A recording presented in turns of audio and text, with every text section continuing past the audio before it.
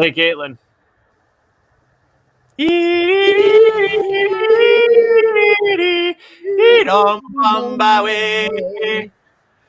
Yeah. Okay. Hang on. It went. And there's such epic blockage from yesterday tonight. Author's blockage, shut epic blockage, procrastinate tonight.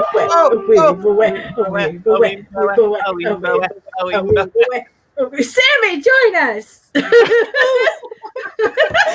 What's up, everyone? Welcome to Authortube After Dark.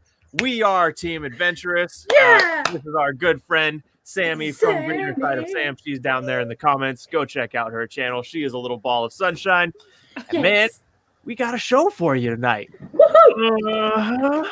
Yeah. But ladies, before I get on with the show map, why don't you ladies introduce yourselves? Oh, well, Sammy, if you would like to go first as our guest. I'm Sam from Greener Side of Sam, and I like to talk about books and mostly do a lot of parodies on my channel. Nice. Some of them are quite funny. Yes, and also she is a professional editor. Yeah. Oh yeah, if you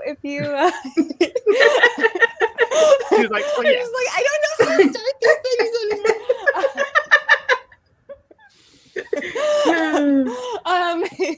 If you want any help line editing, you can email me at greenersideofsam@gmail.com, and we can negotiate a price that works well for you and for me. And I would love to help you with your writing. So. Yes, and if you want to I did Caitlin's book. That's right. If you want to see her work in action. It's great fun. Yes. If you want to see her work in action. Which is a good segue into my partner Caitlin over here. Yes, exactly. Because if you want to see her work in action, you can actually go to Barnes & Noble and get Gehenna, Ode to Persephone, and actually see all the lovely work that she did. And me too, because, I kind of wrote the thing. So, and I will be doing that shortly on my channel too. Yes. There's some other stuff in the queue ahead of that, but it will happen. Yes. Yep, he will flay me alive in front of everyone. And of course, if you like a good fantasy, you can check out my Garden Saga, The Garden of Lies, The Garden of Hope, available many places, but Barnes & Nobles and Amazon is the two easiest ones to talk about. Leave me a review on Goodreads. Or if you like audiobooks and you love the sweet taste of free, you can check out my channel, Zach Pieper, YouTube/Zach the Dolge. I'm doing a reading of it every week until it's done. And if you help me get to 1.5K before the book is done, I'll do the second book. Because I love you, fellow adventurers, just so much. Yes. Alrighty. So, and we have comments. I love it. Lauren says, Sam's like, I am an editor. I am an editor.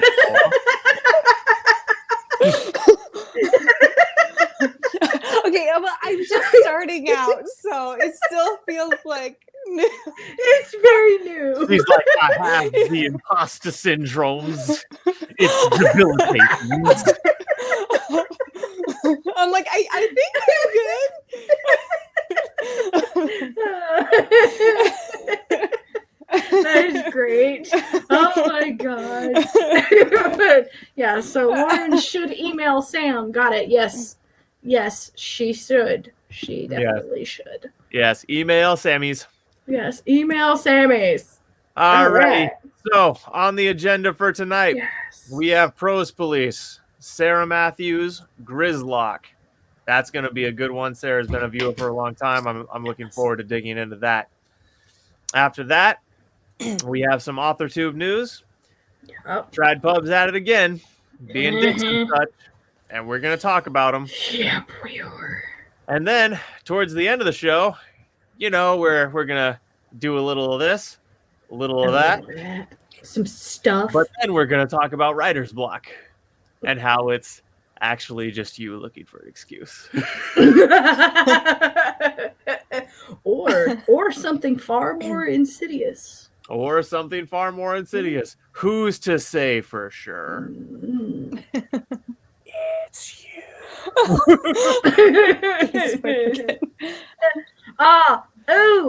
Yes, and we are gonna give the people what they want.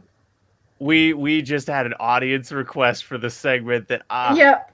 that feels that I just want to say really quick that segment is literally entirely my brainchild. I came up with every ounce of that, and it warms my cold iron heart. You guys love that segment so much. Thank you. It's just so bizarre. Funny. But it's funny though. It's funny. Exactly. It made you laugh, and that's what makes it okay. Right. It's like, listen, we're not here to disparage everyone. I expect. It's funny too. I sent that to my gay buddy today because he was like, "Hey, we haven't talked in a while." I'm like, "Yeah, we haven't. But hey, check out this video I made to see what he said." And he dead ass said, and I quote, "Dude, that shit was funny as fuck, brah. I love it." Yes. I'm like, see, we're all having a good time. Yeah, we are all having a good. Oh my gosh. I think I have. Okay, so Caitlin. Yes. Let's jump into the first official thing. You know what to do. Yep. Oh,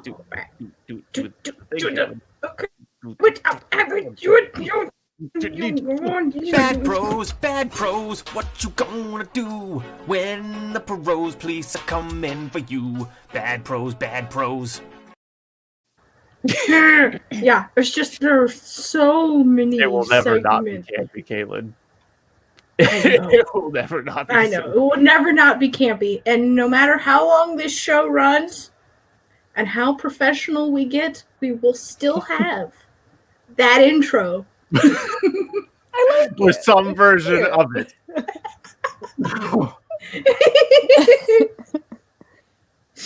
Oh, yes.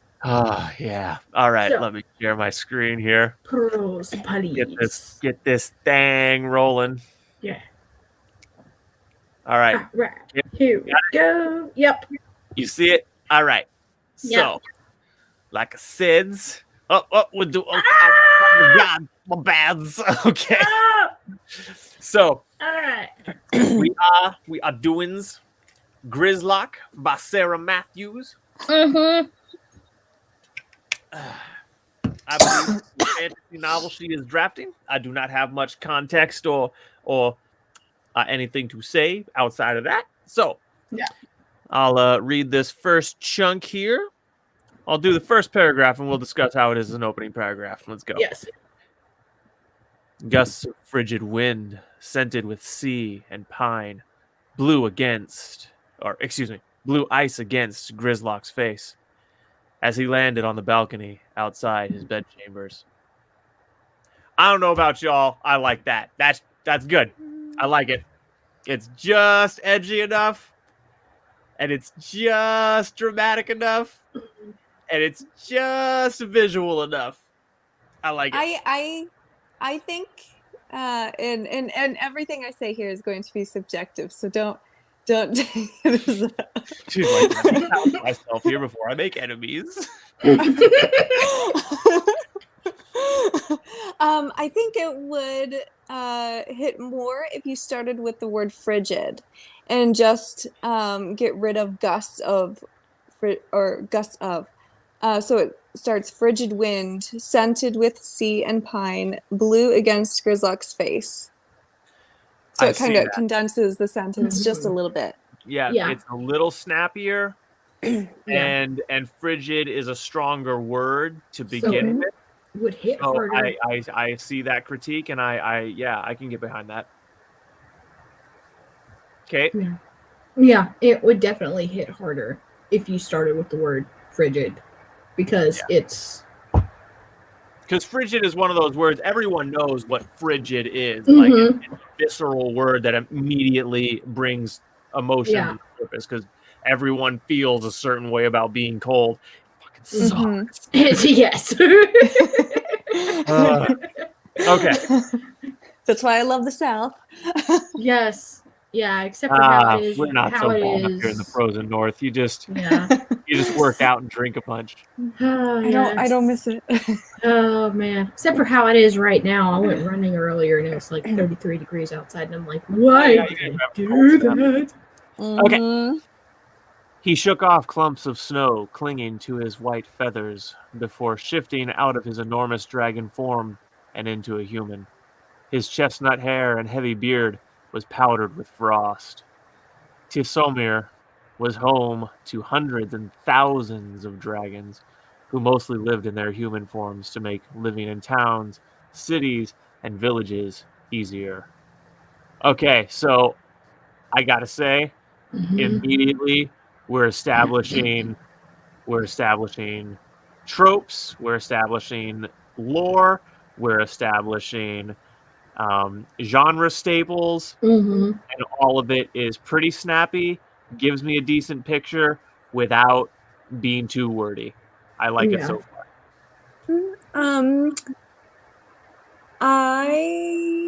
Let's see.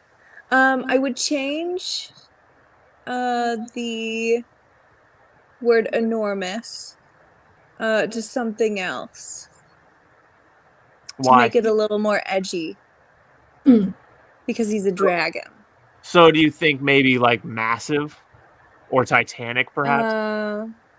Yes, something like that.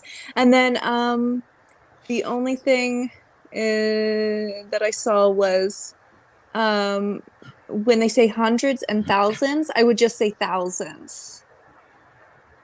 Because I think that might. Well, go ahead. I'm sorry. I don't want to interrupt you. Because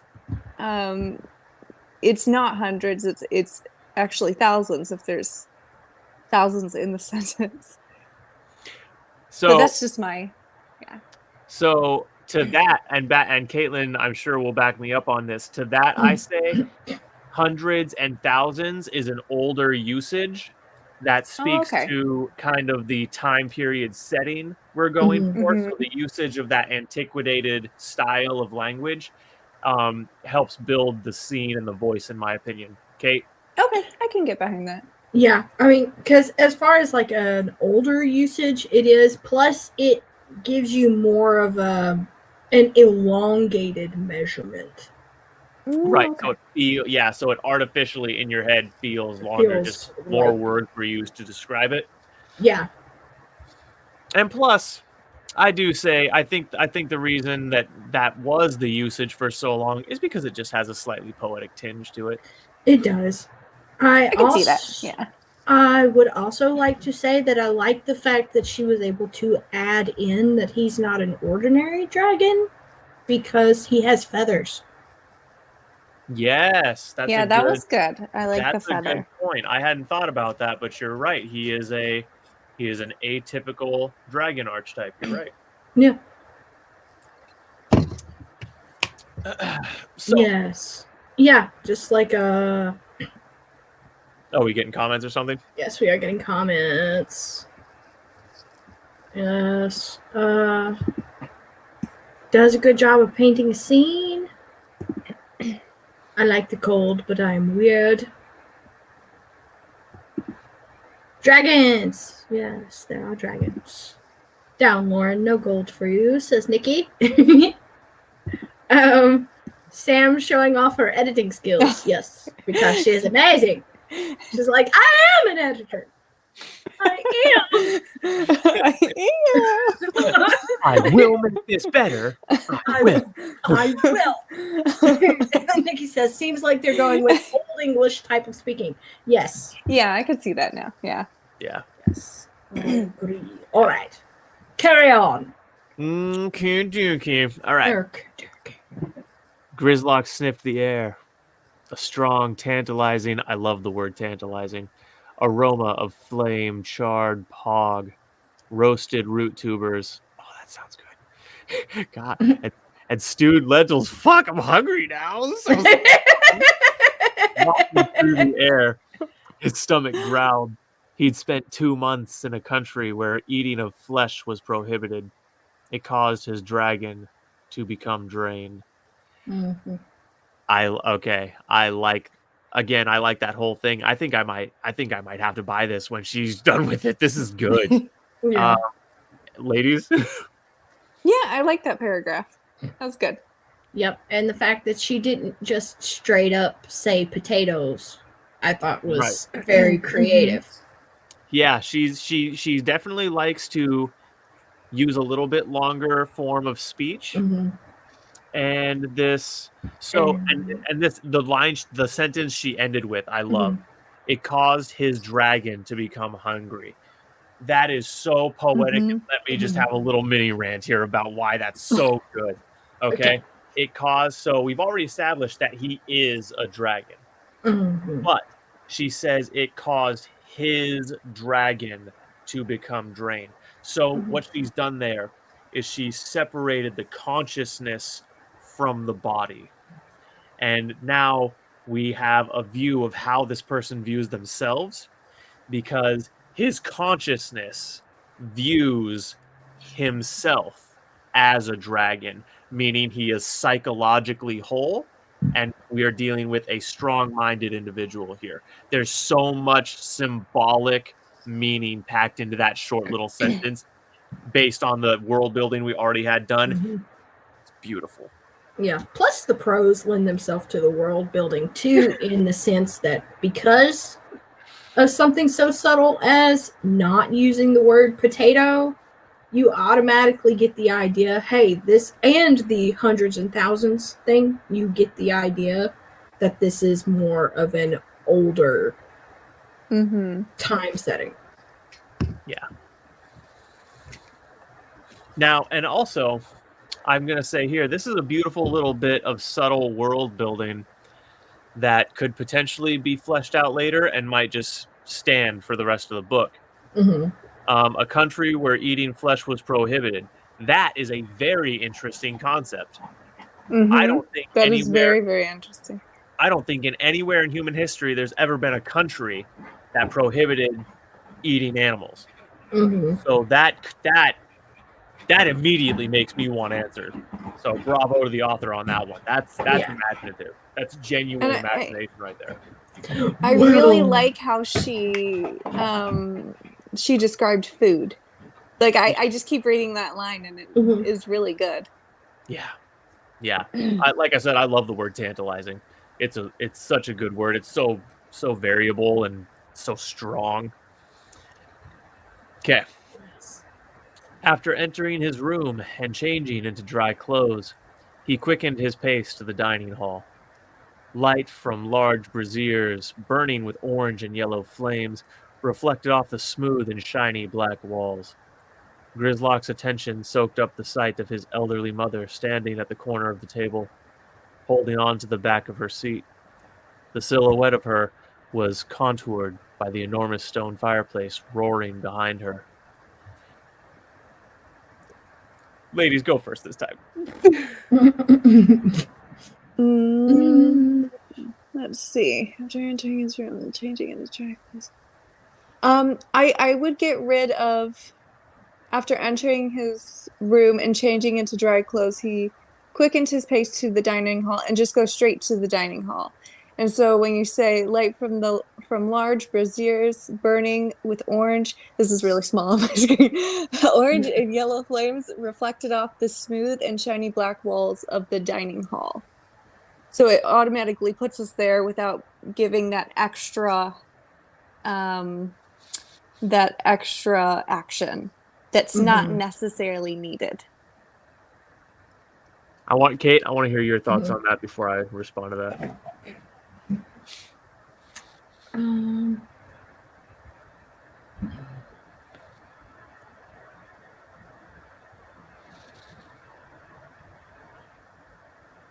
Kate?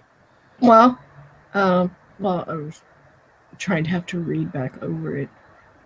but it's really tiny. It is really tiny. What Sammy just said. I want to hear what you have to say to Sammy's desire to cut out, and I'll read it to you again. After entering his room and changing into dry clothes, he quickened his pace to the dining hall. Sammy suggests that to be taken out. What do you think?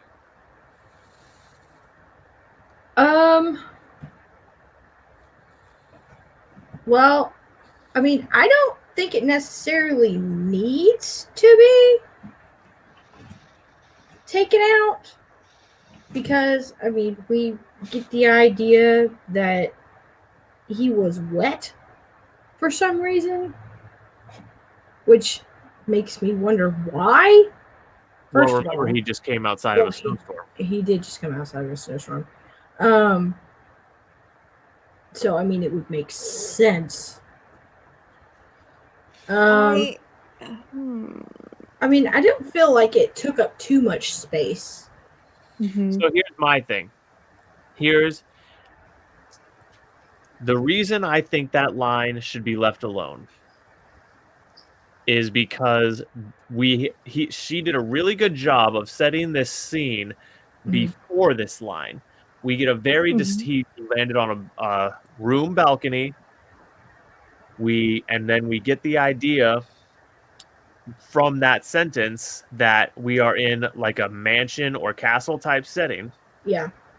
And that this is his room. Exactly.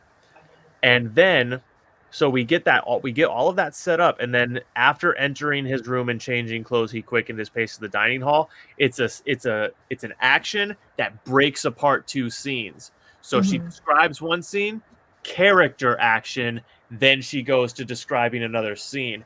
That way, the pictures that she's trying to paint don't run together. That's why it's important. All right, I could see what you're saying. Yeah. Personally, I would still take it out, but I can see what you're saying. Okay. Well, I disagree. And if I hired you and you said take it out, I'd be like, no.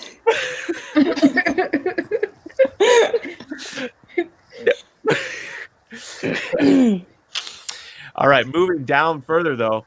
Either take it out or I would change it. Because she did a really good job of setting up the scene, and then it just kind of changed all of a sudden.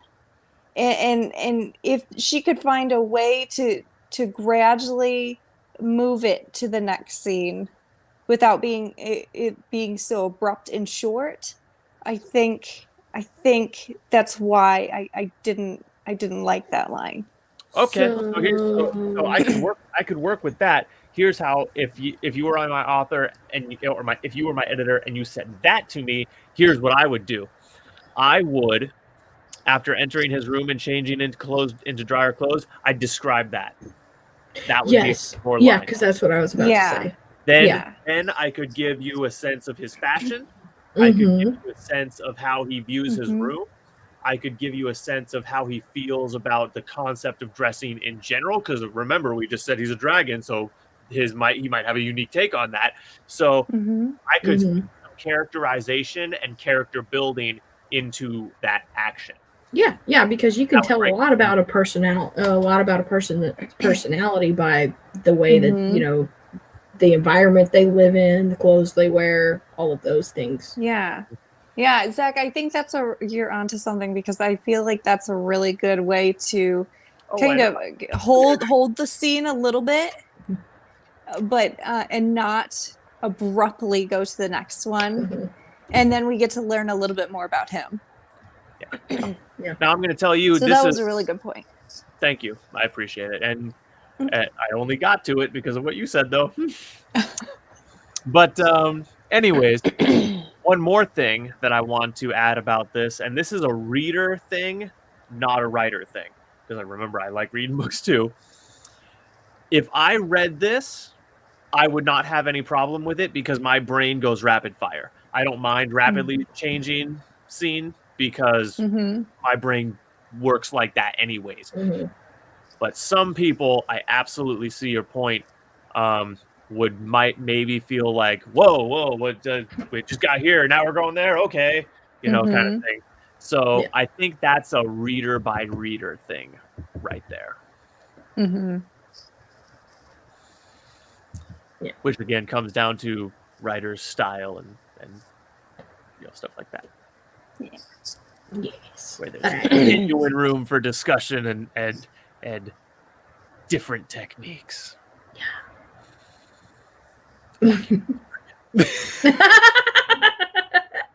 Okay. like, I could apply to do it better than you, After entering. Okay, so then we get this description of the building itself. Light from large braziers burning with orange and yellow flames reflected off the smooth and shiny black walls. Okay.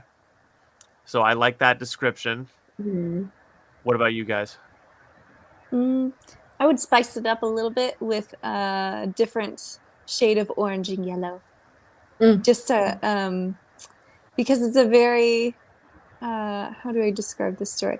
It seems like a very, like Old English, like they were saying. So I feel like if they used a different shade, it would kind of go along with that flow.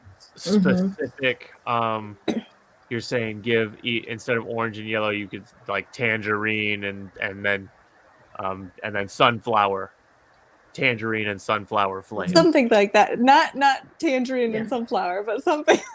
I mean, Yeah. I know what you're getting at. Respectfully, I think we could keep the sunflower. Tangerine might not be the best. Definitely sunflower. That's a good one. That's a very distinct yellow. Well, I mean, and I think just as a critique, with Sarah going for more of an older sounding narrator, it's okay to be a little more prosy. Mm-hmm. Yeah, that's a good point. Yeah, and, I agree. And Sammy, I got off track, or not. I lost track of. I was going to circle back to what you said and say that the editor's comment about you already established this flavor of voice, so you need to keep that in line. That's a good editor's note. Yeah. Yep. Well, just because I was thinking when you kind of, and this is what I see people do a lot, is they'll start in that Old English very prosy voice, and then certain parts of the story they'll go back to their regular way that they speak. So just kind of making sure you keep that. Yeah, and continuity. And so you know what the number one cause of that is? They're not super familiar with the voice they're trying to write. And so anytime their vocabulary is stressed or they need to describe something really well, they resort to their standard vocabulary and ways of speech. That's easier to hold in memory while doing the character voice as well. It's a computing power thing. Yeah, and also a practice and vocabulary thing. This is what we call a strain in voice. If an editor ever tells you, I can hear your narrator's voice straining, that's what they mean. And that's why, like, when, and that's another reason why most editors will tell first-time writers, hey, don't write in first person. This book is too long for your character. It does not have the stamina to stand up to this word count. Unless your name is Zach Pieper, and then Me write many word high. Zach, how long was your novel, or how long did it end up being? 100. How many words? 9K. Yep, 100. That's a lot of words. Yeah. Get this. I mean, you think that's a lot? Get this. I am beginning chapter 10 of book 3, and I am 56K into the book. Oh my. I am beginning chapter 10. And I am Zach, you're talking to like more of a minimalist writer, and so that kind of makes my heart hurt. and let me tell you, check this out too. I went through my story beat, my outline, the beats I have to hit. I have 21 of them. Guess how many I've hit? How many have you hit? How many of us are on stream tonight? Oh no! Oh gosh! Yeah. This thing's gonna be an epic fantasy, folks. Zach, just ask Caitlin. I would cut your words so much. I'd be like, nope. You'd be like, No. and that is when the murder happened. And I would be like, fuck you. Yes. Yes. Yes. And I'd be like, okay, we're going to have to negotiate here.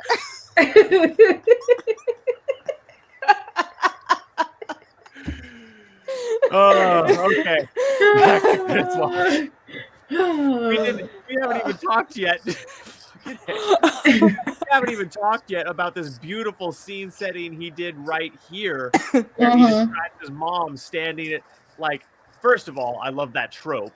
Second of all, this was a beautiful usage of it.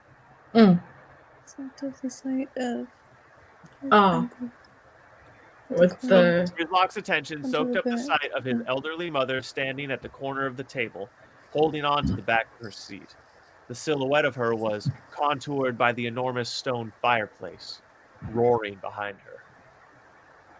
Yeah. That's a good execution of that trope. Yes.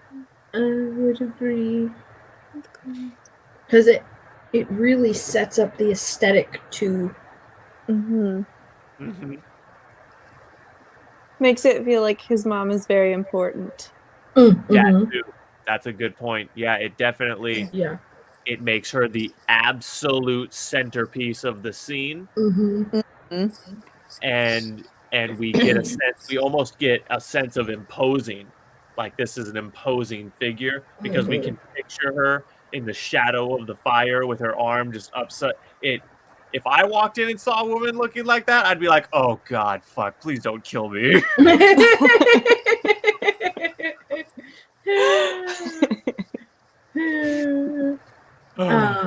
Lauren says, "I'm glad Zach's reading his book aloud."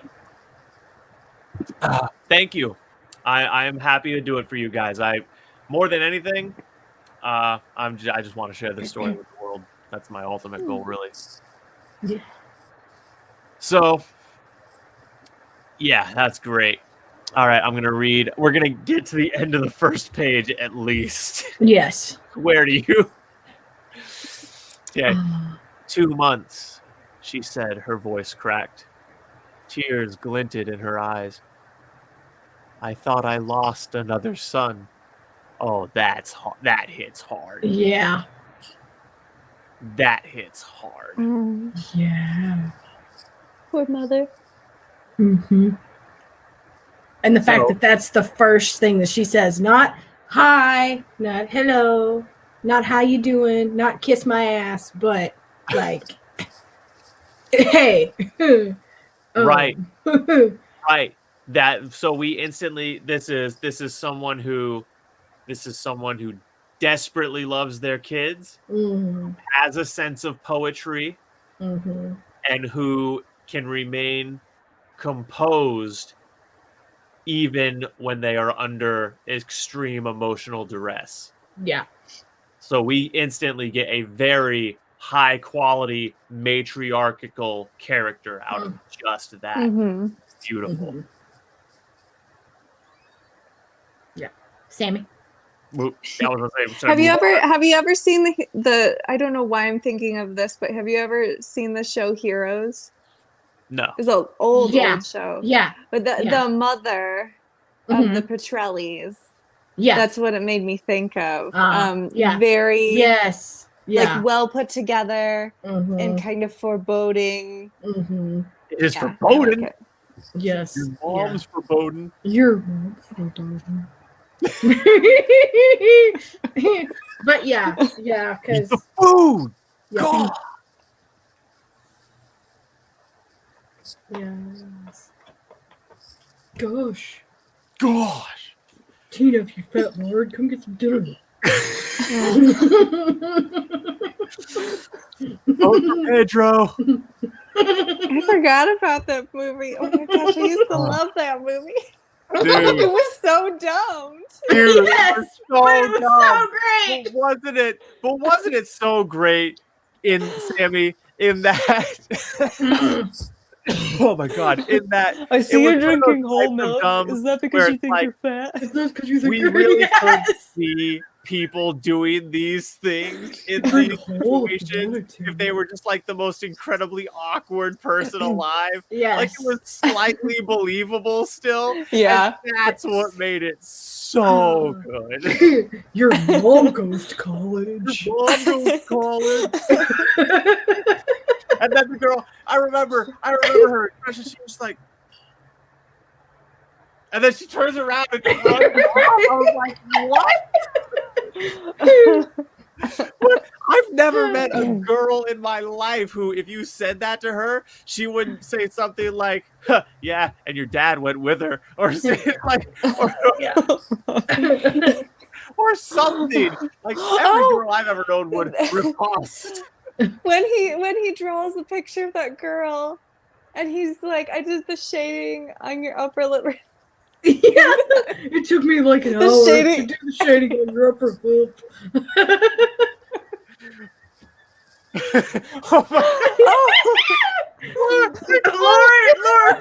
Lauren says, "Man, I need to rewatch that. Vote for Pedro." It's almost 20 years old now, too. Oh my God! And that, Caitlin, put it back up. Put it back up for a second.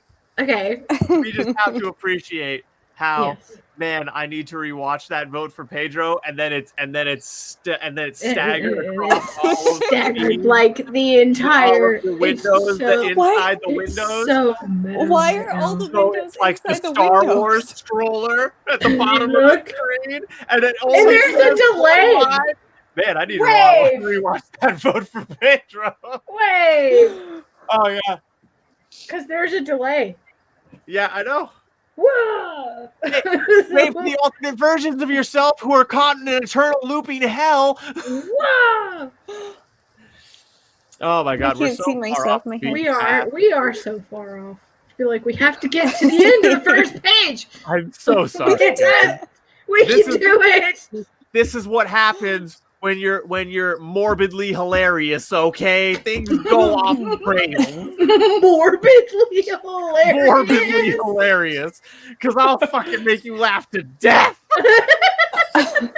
Thank you for picking up on that content. Thank you, Caitlin. That was the exact right question to ask. I love you too. Oh God. Yeah. Okay. You have to make it to the end of the first page. Okay. Serious mode. Serious mode. Okay. So are you going to read the rest of it in your hero voice? Shut up. Why? It could be really fun this way.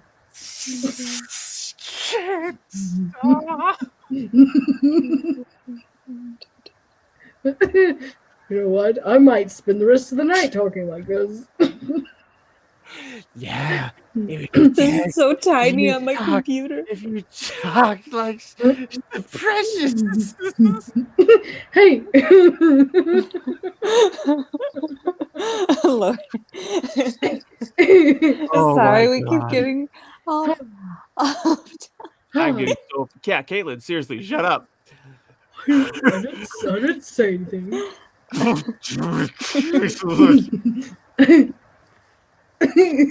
He approached her tenderly, drew her feeble frame into a hug, and kissed the top of her thin white hair that had been braided and pinned up.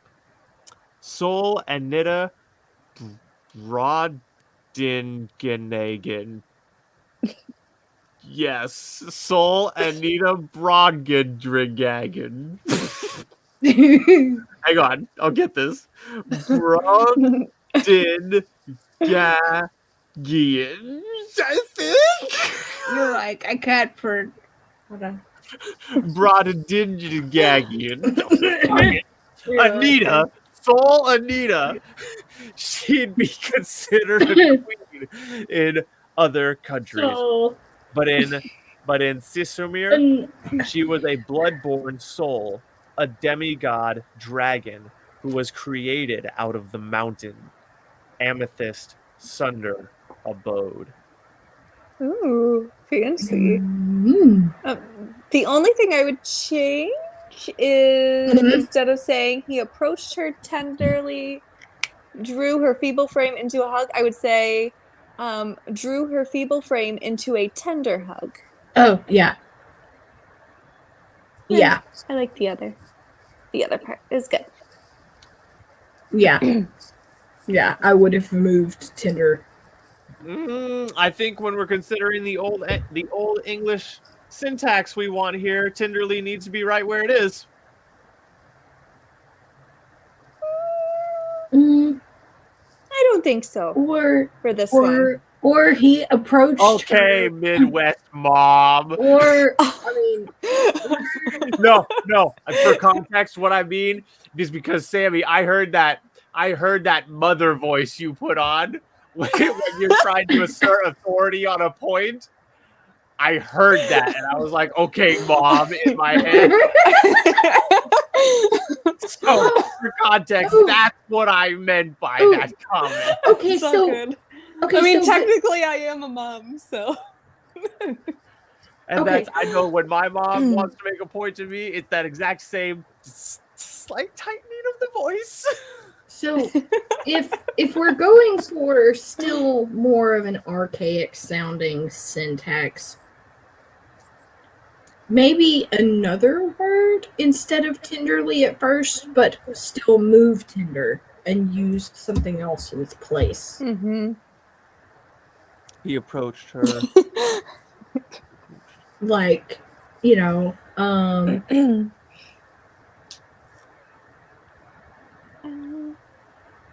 something Sure. other than or softly. But what about effortlessly? That would just mean that it, like, because we're trying to convey a softness to his demeanor. That was the usage for tenderly. No, I understand that, but I think you could do that with effortlessly. I think the one thing that throws me off is the Lee. I don't like the Lee behind the tender. Mm-hmm. And it kind of like it just throws me off. Mm-hmm.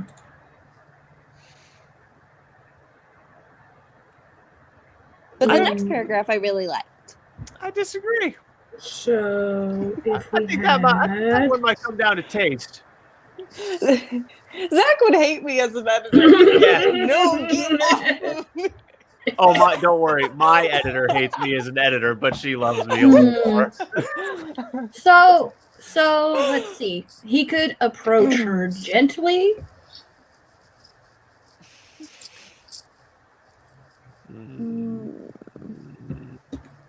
He could approach her lightly. I mean, I need that like would go in. I need like a dictionary and thesaurus in front of me. Lethally? So you mean lithe? You mean lithely? Lively, yes. No, wait, no. Lithely? Yes. Yeah, lithely.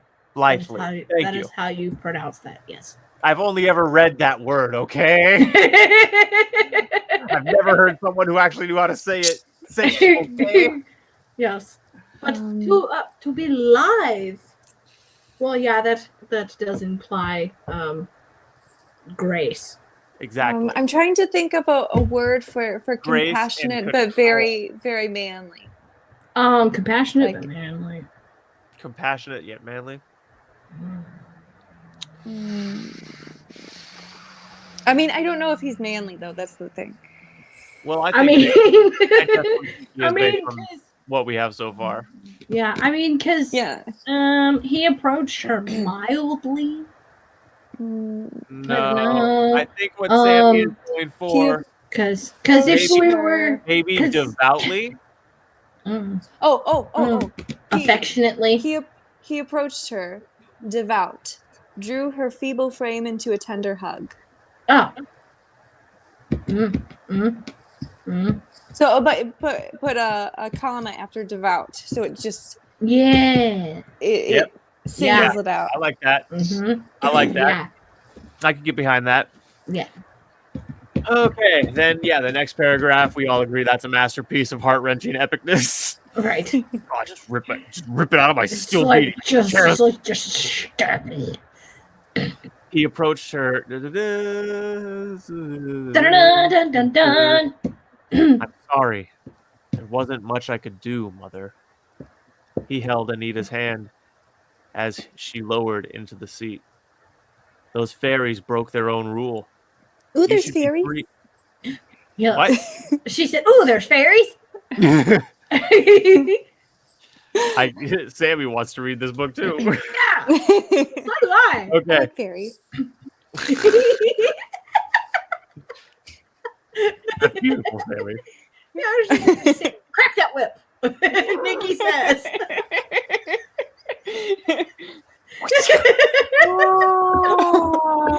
Yeah, you go, Sam. And it's his grandmother speaking, I think, so it would actually be something much more like, I'm so sorry.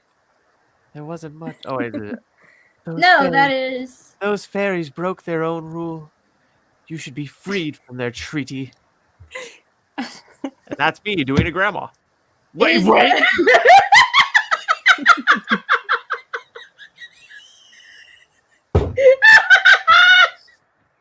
You saw it here first, folks. Wait, can you do your grandma again? Do it again, please. I want to hear it. Please. You saw it here first, folks. Zach does a grandma on camera. And then Sammy asks me to do her again. I said do it again. No, you said, Sam, your words were, and I quote, Zach, do your grandma again.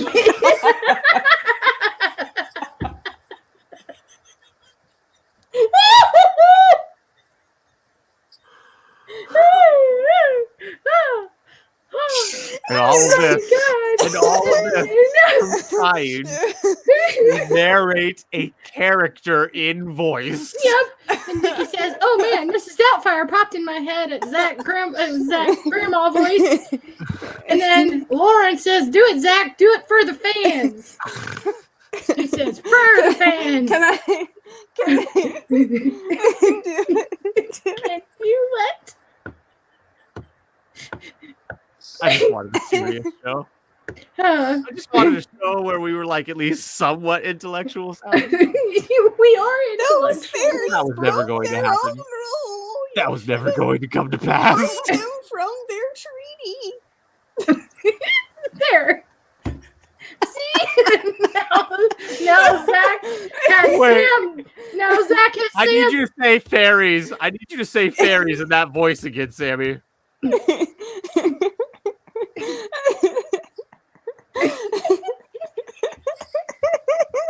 Say it.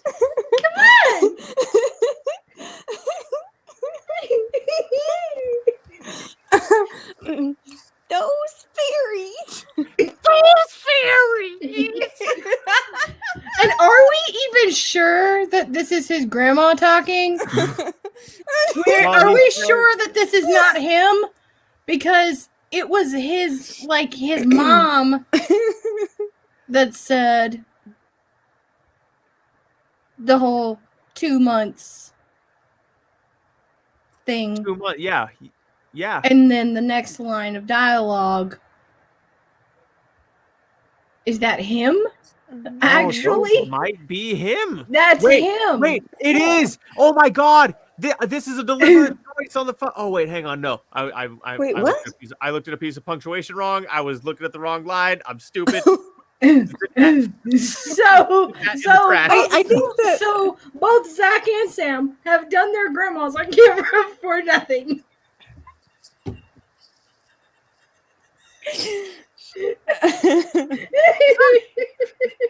You're a monster.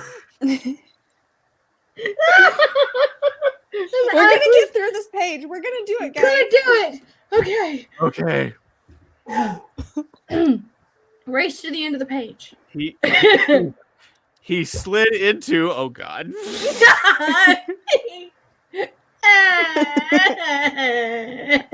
The next words were always destined to be he slid into after talking about doing your grandma. That was fake, folks. You saw here. Yup. Let's see what else you can trick Zach into saying. Shut up. He slid into the chair beside her. Are you guys trying to get me killed? Their rules. Only I am.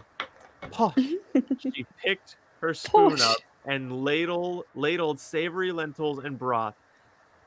It doesn't look good on our family, especially when you won't tell me what is so important for your visit there. I can't, Mother, Grizloch said, piling meat and root tubers high on his plate. He shoved a forkful of hog into his mouth, followed by parsnips and carrots and a potato. Potato. Hey, potato. I was just gonna say that potato. Potato. Brace your Oh knees. my God. Okay. All right. All right. This has been Bad prose, what you gonna do when the Prose Police are coming for you? Bad prose. yeah. Kaylin, What? I thought we were gonna discuss that last little bit. I don't know. Okay. How dare you? I'm sorry. How dare you? I thought it was over. I'm sorry. Okay. Well, goddamn. All right. I mean, we can discuss it right now because this is the buffer period between now and the next segment, and usually we go to comments. But of course, the last comment that we had was, "Let's see what else you can trick Zach into saying." Oh God. And Lauren says, "I want to read this story." Oh my God. Yes. Fucking Nicole. She was the one who said the Doubtfire thing. I thought Yes. Sammy was the one who said that. No. Oh, fucking A. That's hilarious. Yes, it is. Do it, Zach. Do it for the fans. do it for the fans. Hey! This is why I rarely comment on these lives. If I leave for a minute, it goes from Bumper Pedro to doing grandma. There's nothing to say to that. Unless, of course, while you're doing grandma, what you say is Bumper Pedro. I thought I said to your grandma voice. It's like... Bumper Pedro, Grandma. Oh. God. Nikki says, "Guilty as charged." Oh no, Nikki. And let me hang on. Let me just address the thing. Just let me let me address. Hey, okay.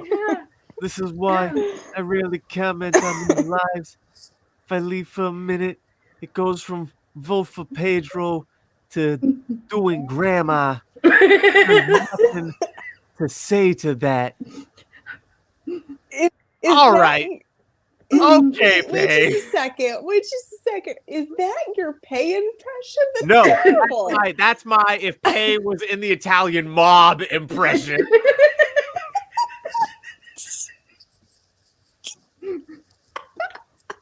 Okay, well, I can get behind that, I guess. There's layers to that character. I was just gonna say he sounds like he's in a mob, one of those mafias. He's in one of those mafias. I'm about to say, I'm going to make you an offer that you can't refuse.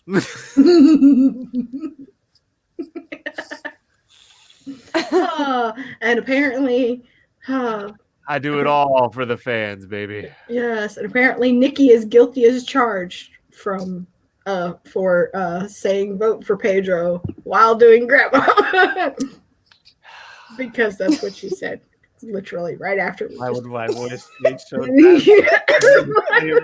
voice would be the same. No, because you would have an accent. Really? You would have an accent, hey? Don't tell me you have an Italian accent, bro. You do not speak with an Italian accent. If you were raised in Italy, you might have the same speech pattern and the same speech impediment, but you would have an Italian fucking sounding voice. Wait, but what if he just moved there? I mean, just by saturation, you might start talking differently. That happens pretty regular. But I mean, what if it's his first day? Oh yeah, well then, I guess he joined the mob in record time. We're splitting hairs. I am Italian. He says. Oh, and then you go. Caitlin, yes.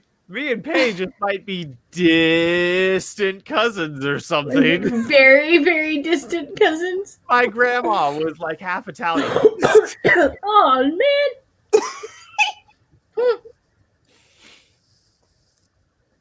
Oh gosh. But also that wasn't an Italian accent either. That makes it so much more confusing. What are you talking about? Okay, Paige, smart guy. All right. You think you're better than me just because you speak motherland? Huh? Is that it, tough guy? Well, let me tell you. Here in the Bronx, we talk Italian how we fucking wanna. and Nikki says no to the Doubtfire comment. So she was not saying that she yells vote for Pedro while she's doing grandma. All right. Well, yeah. Coming from that place of complete seriousness. Yes. Let's get into the heavy hitting stuff for the night with Authortube news. All right, gotta take the smile off of my face. Where are we?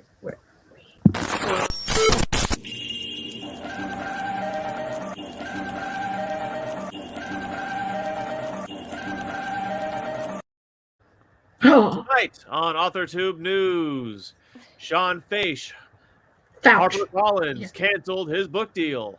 Why? After that, we have Nicole Arbour and her grievances with her literary agent. Stay tuned.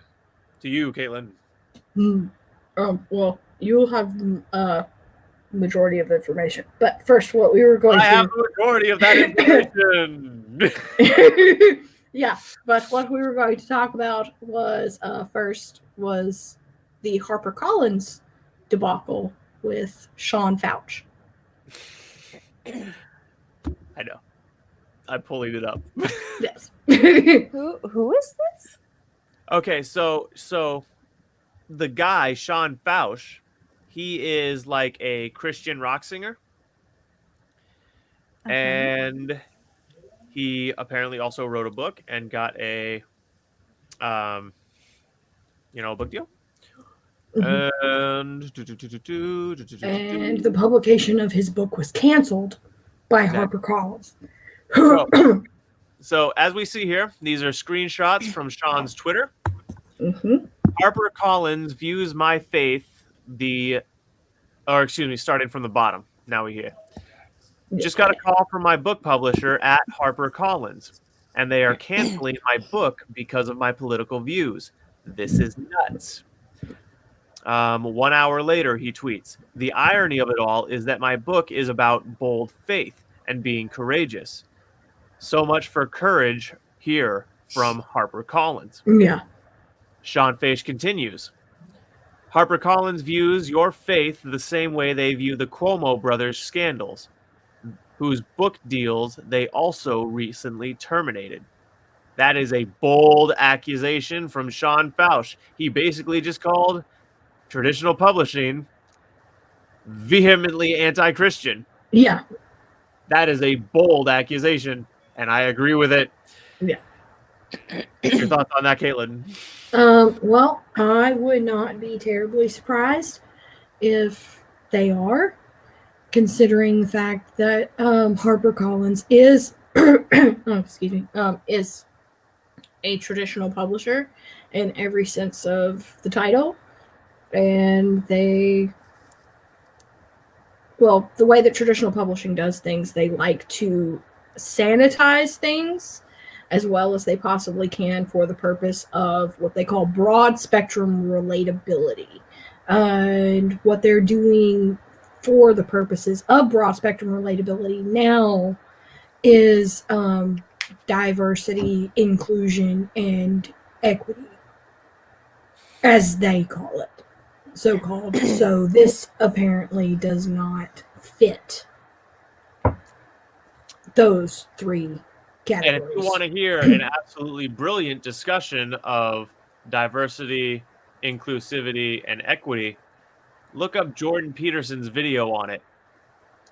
It's an intriguing watch. Yeah. Yes. So, Sammy, any comments on that before I go to the next story? Oh, I don't know. He's like, it got so serious so fast. We were just talking about doing grandmas. Now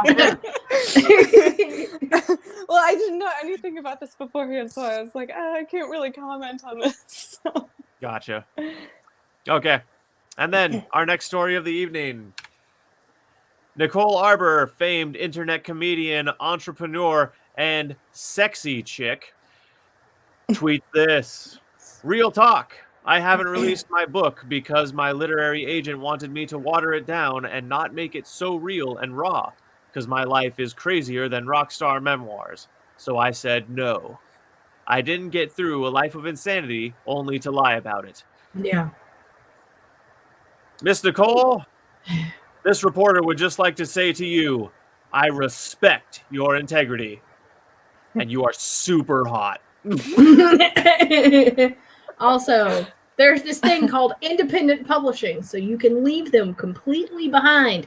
You do not need a literary agent. And so, if you'll notice, Caitlin, my friend, the tweeted reply right below that, a man named Zachary A. Pieper tweets at Nicole Arbour in response to the aforementioned tweet, "You should publish it yourself, or let me and my partner do it for you."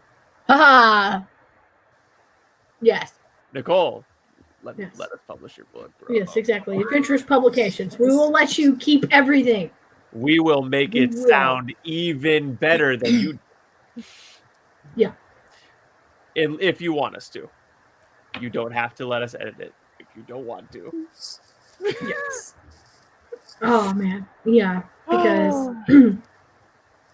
yes. Exactly. Good for Nicole for sticking to what she wants to write. Yes, exactly. Exactly. Yeah, because I have a tremendous amount of respect for Nicole. She has overcome profound physical challenges with what she had to recover from with that car accident. And she is absolutely brilliant in terms of her business strategy and marketing herself. Golden tier. And also, I think she's just pretty damn funny most of the time. Yes. God, I remember that's why I started following her. It's like, God, thank you. Finally, a funny girl. Yes, because she is quite hilarious. Yeah, I've watched a couple of her things. She's fun. Yeah, she is pretty fun. But that does bring us and let me just head off all of those people who will say I'm simping for Nicole. A little bit.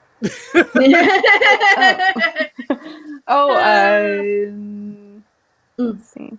What's the author's name? Nicole Arbour. Hey. Arbour. Yeah. Arbour has in trees. Arbour. Yep. She is high. And Caitlin, was that all we had for Authortube news tonight? That's all we have for Authortube news tonight. So, as you can see, folks, once again, traditional publishing assholes are at it again, trying to suppress the voice and will of the people. Let your storytellers speak for you and tell the gatekeepers to fuck off. This has been Authortube news.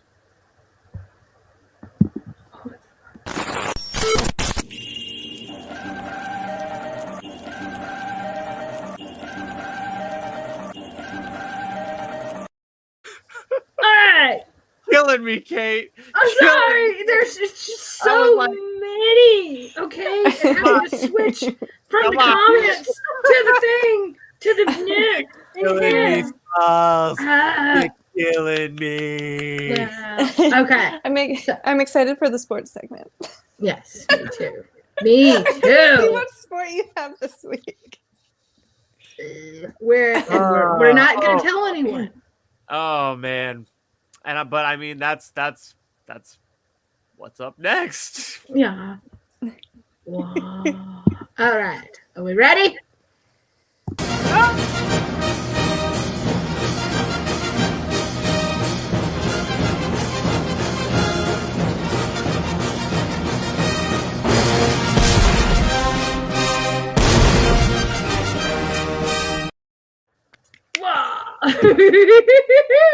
So here's the fucking problem with wrestling, okay? Wrestling is one of the gayest goddamn things I've ever seen. And that's not to disparage the gays. Look, you want to dress in tights and hug other men, that's your business. But let's not ignore the elephant in the room here. Wrestling is one of the gayest things I've ever seen. You got boys of all ages aggressively hugging each other with about this much material between them and the other dude's dick. Yep, like absolutely no room for Jesus in there. And they're breaking, and their heads are getting like in the other one's groin. How have we not talked about this? It's an Olympic sport. It's dignified. It's gay. It's so gay, bro. Sam, do you want to weigh in on this? I think you said enough. I'm glad you did that because I think that's the one I said last week. And you were like, "Oh, we'll get to wrestling. We'll Sam. get to it." Nicole says, "Does fall in that category?" Category. Are you kidding me? Yes, obviously. They're wearing even less. They're wearing thongs. Are you kidding me, folks? It's a display of power and raw ferocity. It's a display of homosexuality. Yes. Oh, and if you want to get to the historical origins of wrestling, okay, back during the back when wrestling first became a thing, did you know that when the Spartans and Grecians would wrestle, it was against the law for women to watch, and any woman that was caught watching them wrestle was put to death so that they couldn't say what was actually going on. That sounds a little suspicious. I'm not gonna lie. In short, folks, the Grecians and Romans invented the sport of wrestling, and even they did it gay as fuck. Your sport is gay at its root. There is no escaping the gay. Wait, so nothing Zach, wrong with did you play any of these sports in high No. school? Fuck no. Okay. No, you know what I did in high school? Here's the gayest sport I did in high school. Track. And we'll get there one of these days. We'll get there. But I also ran cross country. Oh, I Decently love manly cross sport. country. I did that in high school. I ran That's cross fun. country and I swam.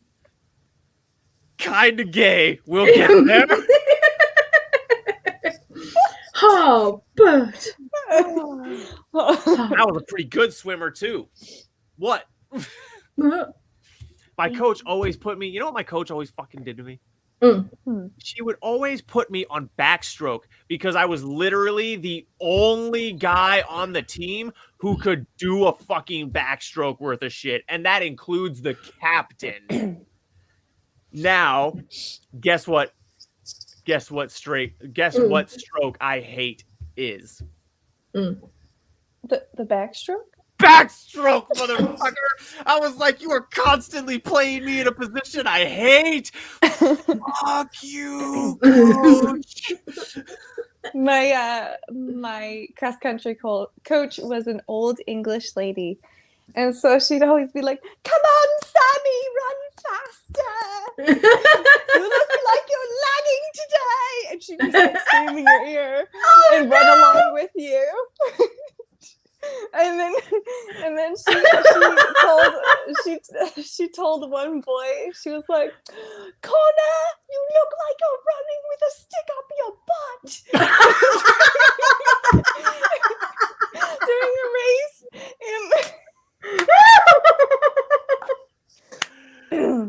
Yes, bro. I am here for British grandma cross country coach, bro. And she was 4'11". Oh my god! My So she was little bitty. Yeah, she'd get up like right up to your face and be like, "Sammy, you're not running fast enough. You need to run 18 minutes, not 19."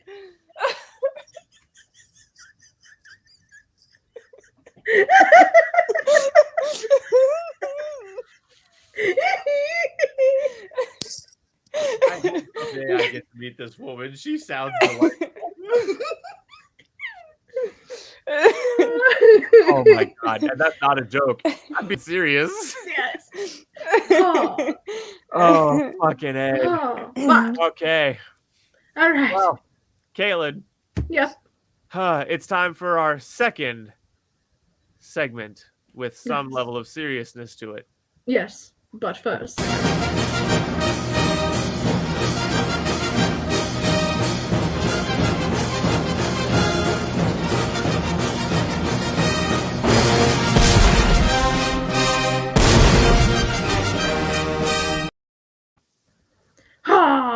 All right. Oh, are you just playing the second run? Oh my god.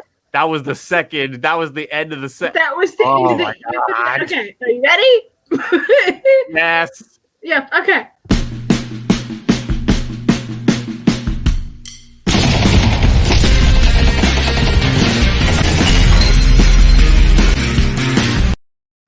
Yeah. All right.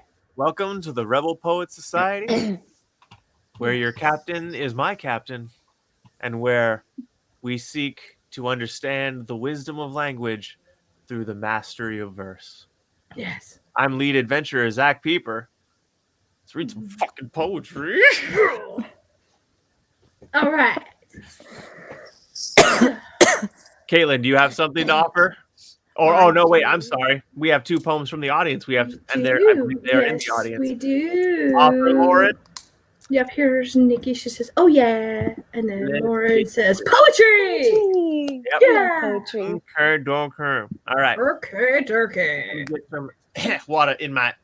Oh wait, I can share my screen. You can share your screen. Yes, you can. All I try to see is just a colorful blur. It feels like I'm falling in reverse. Here we go. Kaylin, share the screen. Well, Thank where's you. but I was waiting for you to put the actual I was waiting words for you to stuff on there. Killing me It's small. like, because why are Killing we me. like, why are we sharing a screen of a picture of us sharing this? Anyway, Nicole's home. Marionette. I stumble slowly, trying to place each foot forward as my body sways to an indefinite beat, drunkenly wondering if people feel this way, living in a boathouse, lost to its rhythms, lost to its shifting rhythm, shaking my head to clear it from the fog of these frazzled thoughts in my mind. I continue on, numb to mortal pain, dull with crimson tears are lightly painted upon my wrists, leaving tracks upon cherubic cheeks. Trying to still my beating heart, I reach a shaking hand outwards, desperately grasping for my soul. And now a jumbled assortment of splintered painting hanging onto the webs of its wooden frame. For who knew a frozen heart could feel such despair? Irreversible damage rotting away at your core. I always appear happy with my upturned mouth until your safety harness is removed. I wait inevitably for my savior, waiting for someone to pick up this broken doll and reanimate it from rigor mortis, wiping away the spilled water and red-tainted paint before placing the doll back upon its shelf. This empty vessel waits for another lonely soul to wander into its plastic embrace, transforming another lonely girl into a broken china doll.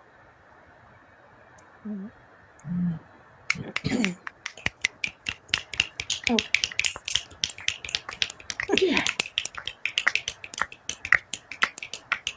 Ooh, and Nikki says, "Damn, Zach, can you read the entire collection?" You know what? Here's what I'll do. I have it. Or wait, Yeah. send it to me. If you haven't sent it to me, send it to me. I will read it all and I'll review it on my channel. Yeah. And I will in the review do some readings. Or if you're asking me to just do your audiobook, fuck yeah, I will. That would be so great. All I right. like the I don't know. I think it's because I call my youngest a little cherub because she looks like one of those cherub babies. Yes. The cherubic cheeks was I liked that. Yeah, I really like the imagery of that. I love what I love here. Nikki says we will send it when it's done. Yeah. Now a jumbled assortment of splintered painting hanging onto the webs of its wooden frame. For who knew a frozen heart could feel such despair, irreversible damage rotting away at your core. There's how to say it. There's a line of subtextual rhyme going through there. And then right at the end, we get hit with a left curve, but in a good way. It like jars you and you have to like really orient yourself on that new idea rotting away at your core. And you're like, oh. It's good. It's good shit. Yeah. And then I really like the line down here too. This broken doll and reanimate it from rigor mortis. Oh yes, I liked that word rigor mortis. Yeah. Yes. Man, Yeah, it's hard to use that word poetically. You pulled it off. Yeah. Good job. Okay. So we're making poetry tube a thing, motherfucker. That's right. Poetry tube. It should be a Yeah, thing. it really should. There's like not a lot of poetry on BookTube. Yeah. So Yeah. So we can start our own. BookTube's about to see some shit in a few weeks. Yeah. Months. I don't know what the timeline's gonna be, but Poetry tube. Well, I mean, we can just we can start encouraging people. yeah, but I mean my shit hitting. Yes. But yeah, people should absolutely post their poetry on YouTube, man. Yeah. There should absolutely be a poetry community on YouTube. Yes, I don't know why there isn't. There should be a poetry tube. There should. And then we have a whole nother poem here to read. Yes. The Phantom's Plight by Lauren Adele. Mm-hmm. Imaginations stir in the fragile minds of my specters. Oh my god, that is so fucking good. Yes. No, hang on. Imagination stirs in the fragile minds of my specters. Oh my god, that's that good shit. Oh god, if that was the open, okay, dead ass. If that was the opening line of a novel, you would have me instantly hooked. Yes. I would suffer through the rest of the book could be mediocre. That line, I just sniffed cocaine. I'm going for the whole ride. Right. Yeah, exactly. It's like, woo! That's that good shit. Okay. Is that shit that's good enough that you do it in one direction and then you go back and do it in the opposite direction? Top tier shit, absolutely. I know nothing about this. I'm sorry. It's fine. You shouldn't. I'm not a good person. I have no comments for this.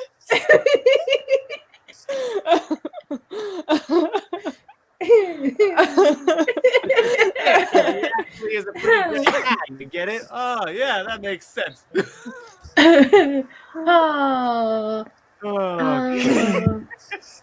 She says Nicole and I are trying to do Poets Corner for our Rotov, a community of poets. The poems inspired by the Phantom of the Opera, and that's the flavor I got from. Yeah, just the Phantom Imaginations. made me think of that. So brilliant job with the title, because just the Imagination stirs. That almost hints it because Phantom of the Opera is so popular, but then you say Phantom's Plight, and in those two words, I get the idea. Oh, this is like this is that. But as masterful title. But as somebody who has had to sing pieces from it in concert, that first line, imagination stirs in the fragile minds of my spectators, just the line, imagination stirs, it automatically gave me that flavor because it's like, night, sharp. And then I'm sorry. I'm sorry, folks. I will finish the poem. It's just this line is so good. And so then we have the fragile minds of my Oh wait, hang on. Oh my god, I misread it. It doesn't say spectators. It's spectators. Yes. Oh well, that's okay. I thought I thought it's like specters, and that was either way of it. I'm not gonna lie. Either way, it would have been great. It is good as spectators, but when she said I thought she said specters. I was Lauren, like, we're going to hard intellectual commentary on mental illness. So I was like, that's what. Oh man. Yeah. But that would have been cool too, though. She says Lauren broke them. LOL. God damn it! I hate when I misread shit. My brain. I wanted it to be specters so bad. Oh. Hang on, let me finish this poem, and then let me finish this poem. Okay. Okay. Imagination stir in the fragile minds of my spectators, drafted by intoxicating melodies, born on the fleeting words of the angel of music, a phantom mask to act as a cage. Oh, that's a very good line. To hold back the monstrosity that denies me my true love, I helped your melodies take flight, and in return, all I ask of you is to free me from the prison of my mind, using your siren's call to lure me away from this dismal place as deep as hell, pushing past the point of no return for these lucid fantasies I once desired. Turn into the ravenous nightmares I can no longer escape from.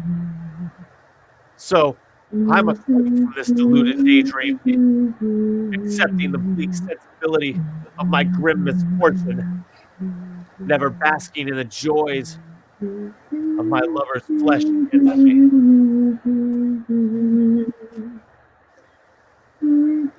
Kaylin, it's over.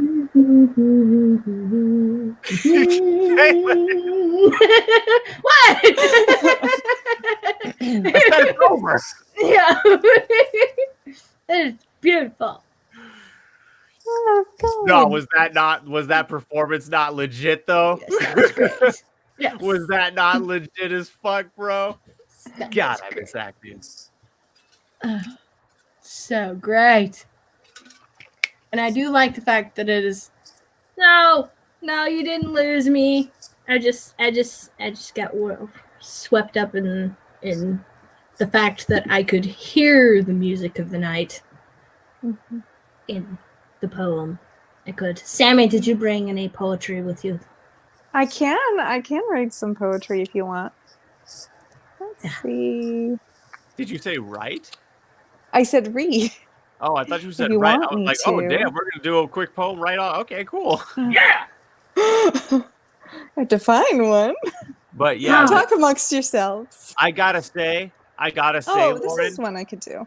one artist to another, one poet to another.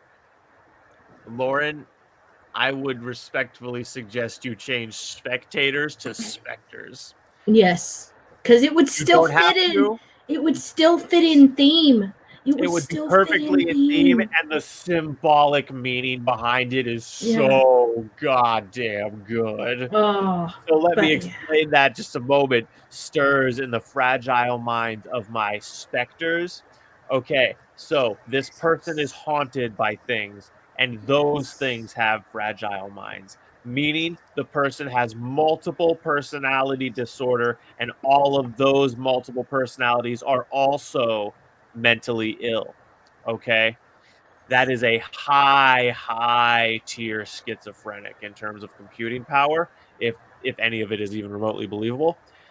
And therefore, the amount of meaning packed in that sentence. Yes. And as a fellow nutcase, I was like, oh my god, that's so fucking good. It's gorgeous. Positively gorgeous. All right, Sammy. I just sent it to you, Zach. It's just a short one. Where'd you send it? To Facebook Messenger. To Facebook. Okay. Yes. I'd rather have you read it because you get really into it. Yeah. Yes, we like Zach as a narrator. I be doing that shit. You know what I'm saying? Yeah. Like, Yep. It's just my shit. You know what I mean? Yep. Like, it's great. Yep. I thought this one was just okay, but I was in theater for 4 years. I don't give a fuck. Shit's amazing. I love acting. Yeah. We just. Yep. Plus, we just can't imagine a reality where Zach doesn't come out here and do it to him. I will always and forevermore be the one who does it to him. to Grandma too.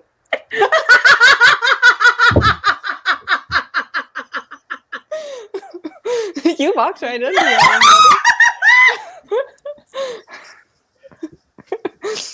Okay, fine. Here it is. You want the crown? There it is. Okay, you happy now? Are you happy now? You fucking one-up me on my own goddamn Saturday night show. How do you think that makes me feel? Oh my god. Or that is allow me to say that in great. less butthurt terms. That was funny as fuck, Sammy. Oh my gosh. Fucking A. Oh, and Lauren says we should just pay Zach to read all the things. Yeah. Yeah, I bet. Subscribe to my YouTube channel. Tell your friends. Thanks. Yeah. All right. Oh, man. So, Sammy sent it to you on Facebook. Facebook. Right. Thank you. Facebook. Yeah. I don't know how I feel about this one. I think this one's just okay. Ooh, I like the title, though. Let's see where this goes. Never going to lose. Yep. Shut up. Shut up. God damn it. He really loves his grandma.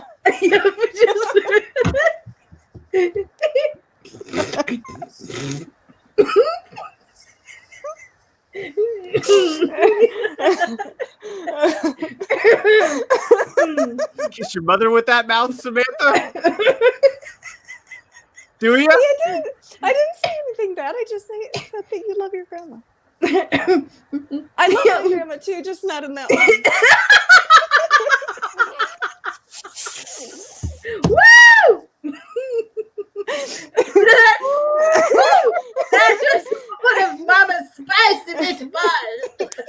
Mama's passing me the ball. Is that good? I can't do an Italian accent. I was gonna be like, is that good enough for you, Zach? Is that good enough? Oh my god. Yes. Oh my god, I love it.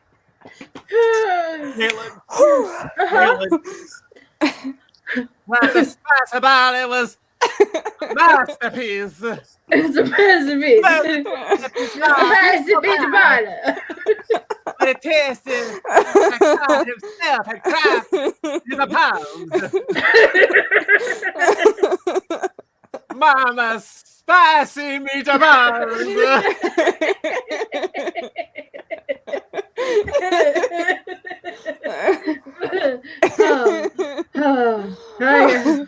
Sorry, I'm softer. Oh my gosh. But I guess as long as they're not grandma's spicy meatballs, I'm there, okay? You know, my grandma has a great spaghetti and meatball recipe. I'm sure she does, Sammy. I'm sure she does. I'm Samantha Green.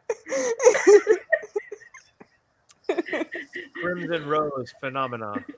Oh, and Nikki says, you can't watch the stream without laughing. We're very glad. You're welcome, dear.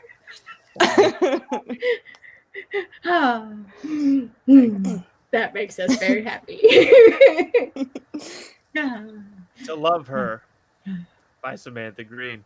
Yes. Crimson Rose phenomena is also misery. Adoration, but not before they cut her stems. To the one who waters her roots, thank you for taking the time. Not bad. Not bad. I give it a... I just love it. Not bad. All right, I'm going to share something I wrote. Yeah. You ready to get depressed in this bitch? Oh, yeah, just something a little savory to break up all of that laughing that we. Oh, God. Oh. I'll be nice to you for the rest of the night. What? I'm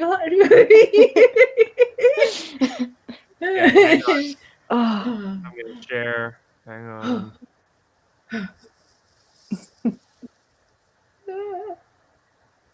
Okay, do you see it, Kate? Yes, I do. Okay. Mm. People can see how mine is structured and stuff. Yes, and thanks. There, if you want to eviscerate me, go for it. Oh. And Lauren says, I think Sam's poem could have been longer. Yes. Oh yeah, it was just a short, sweet little thing I did on the side. Like a rose. Hang on.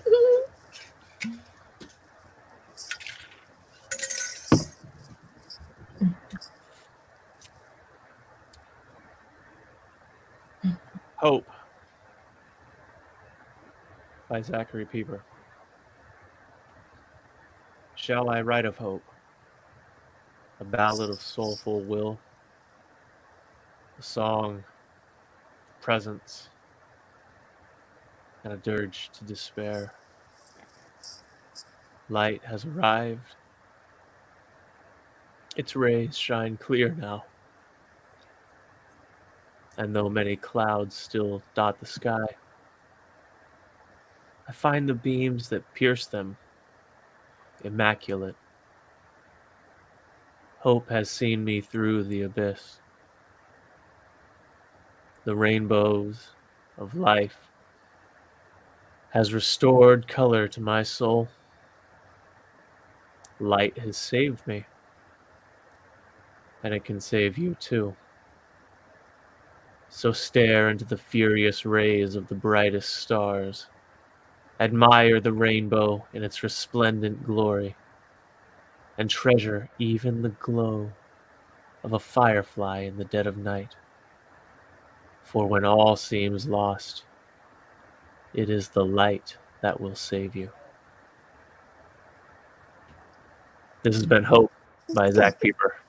That's good. Yeah. Now that one isn't nearly as depressing as I thought it would be. Similar title. Yeah, you had a lot of rainbows and stars and Shut life up. and color, sky.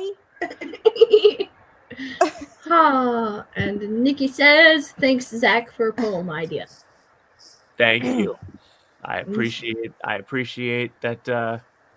Yes. I appreciate you being here, and I appreciate you, taking the idea. Yes. Thank you, Lauren. Snaps. Wow, very good. Yes. Very, very good. And I have something. It's not in a place where I can share it on the thing. I'm just going to read it, but it's short. It's this little thing that I did off of a writing prompt. Thanks to this guy on Reddit, he was asking for people to structure something with all of the ways that one can mark the passage of time in prose. So that is what I did. It says, time is a curious friend, passive as it goes by, never tiring, yet wearing on as it ticks away the elapsing minutes, days and hours of its silent friendship, its quiet intervention creeping into every facet of your life before it slips through your grasp as it flies away. All the while, its mark on you will forever be unfaded. I like it. Yeah.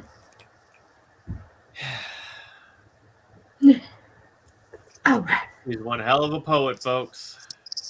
I try. Yeah, her prose are good. She really can. My face hurts. Yeah, for my smiling prose so my much. prose are near my prose are nowhere near as weak as his. I'm trying to get there.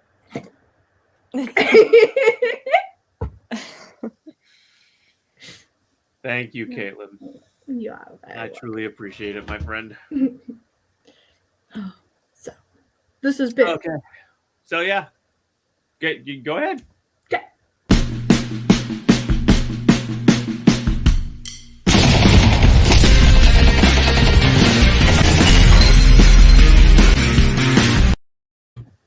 Just I was saying go ahead like I was trying to finish.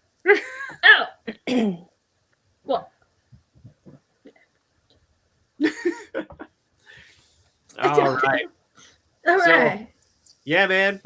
If you want us to read your poem on the thing, you can send it over. If you send it over and you want us to critique it on the thing, we'll do that too. Mm-hmm. We'll do whatever, man. We will do all the things and the Just don't stuff. send me any weird shit. No, I'm kidding. Send me everything. Yes, send us. Send us the stuff. Send it to me. Even Muy bueno. my gosh. Even if it's weird, make it weird. Especially if it's weird. I really wanted to say a comment, but I held back. It's okay. Why? I was Nibbler going to be strikes nice again. to Zach. He just got slapped in the face too many times.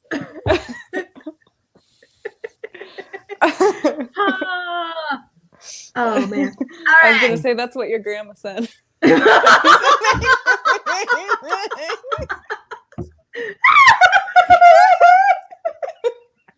I knew it. Oh my god! And Nikki says, "Send Grandma Holmes."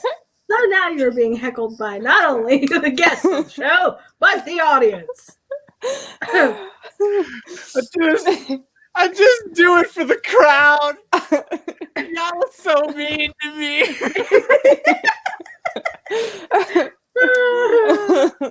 Oh man. Oh yes, the life of a jester is a charmed one. Lauren. Or no, excuse me, Nicole said that. You're stabbing my heart, Nicole. Look, you got me so thrown off kilter. I don't even know which name it is. Oh God. I don't even know who you are anymore. Who are you? God. At least you're a good sport. Yes. Hey man, you gotta be growing up. These streets are hot out here. Okay. All right. So, I want to know if Hay is still in the comments so hey, bad. are you still in the comments, man? I If you are, He probably just doesn't know what to comment. you're probably not. We got like Just 6 bounces people. everywhere. We got like 6 people watching. I'm seeing 2 people commenting. So I gotta tell you, I am always. Oh, yep. I'm always here. See, what did I tell you? Yeah, that's right. Well, you know, man, I want to make sure you're having a good time I just too, don't want bro. people Like, to let me know. know if something's funny or not. I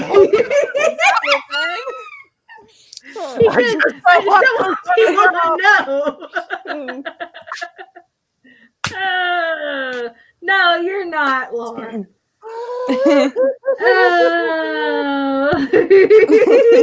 He said, yo, this is my guilty pleasure. I want people to know I watch this shit.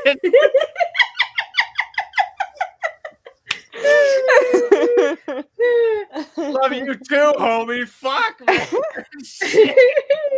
He's like, I just Oh. want you to know that I don't want you to know that I'm watching. I am always watching.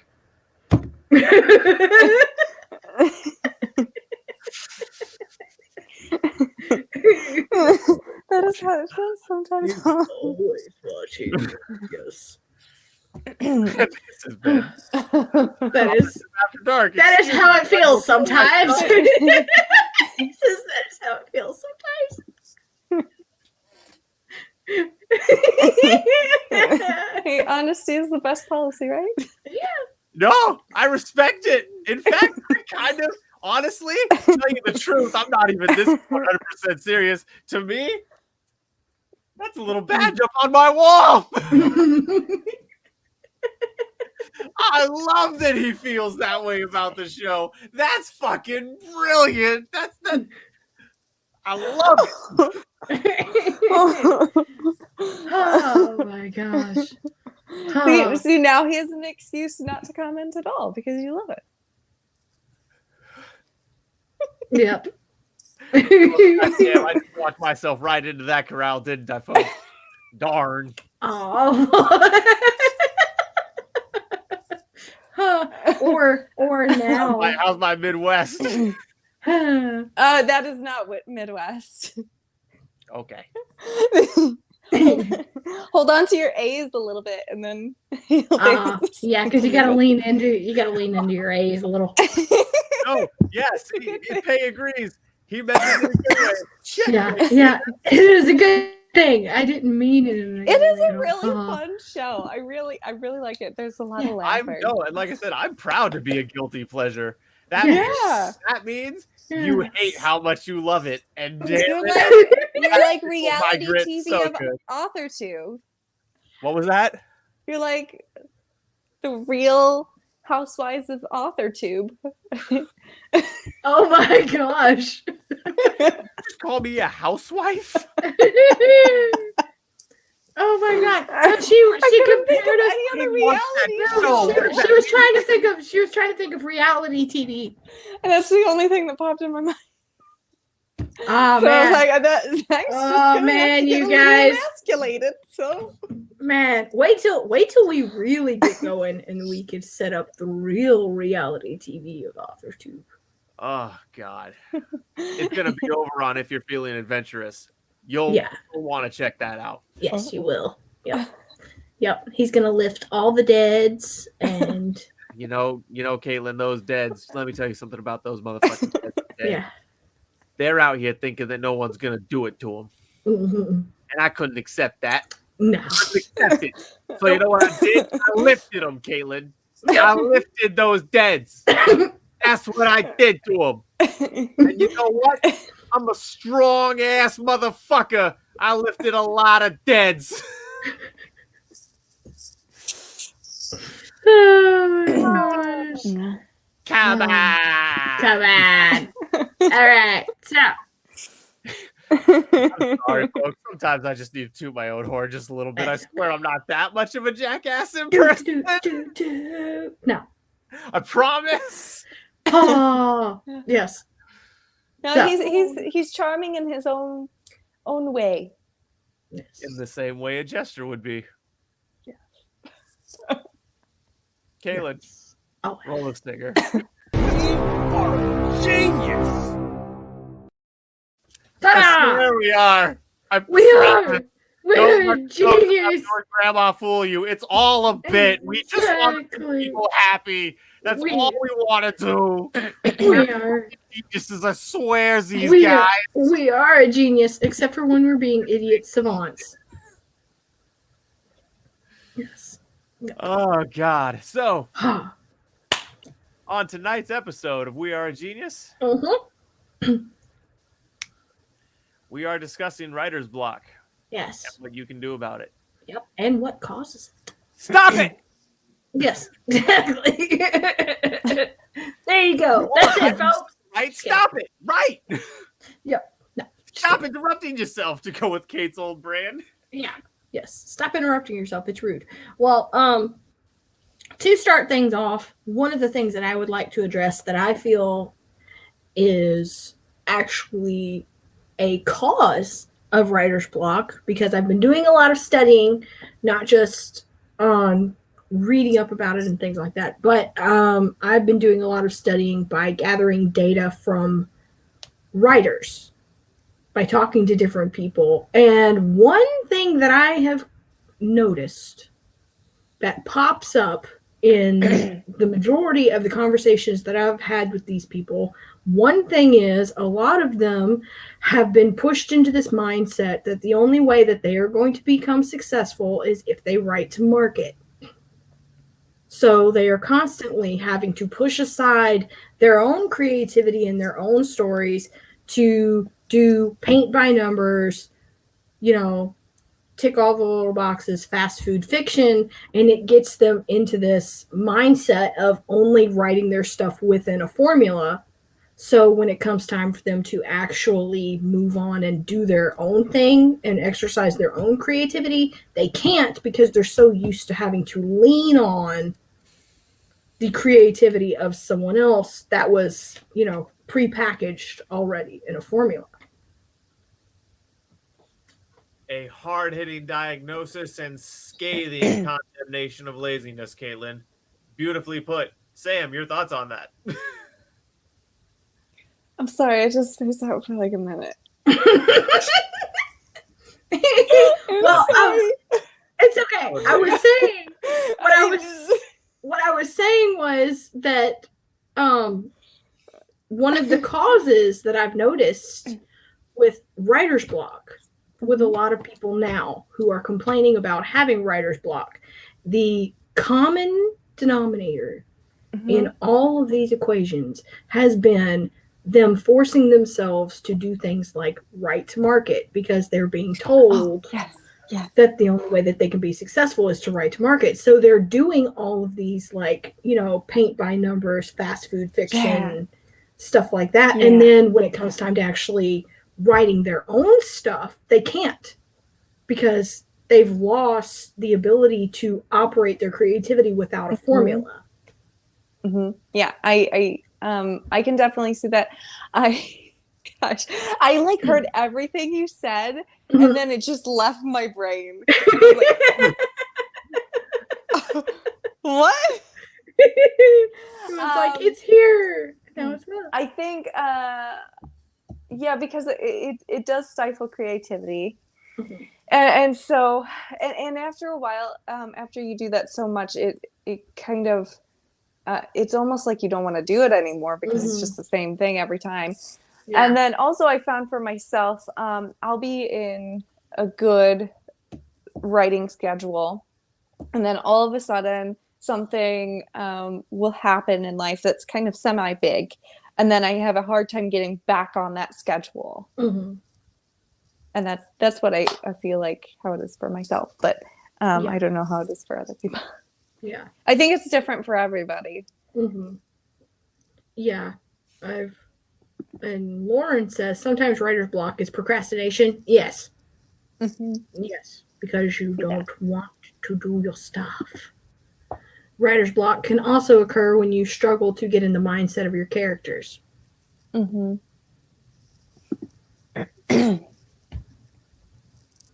is also a valid thing. So when you have issues like that, what would be a good solution?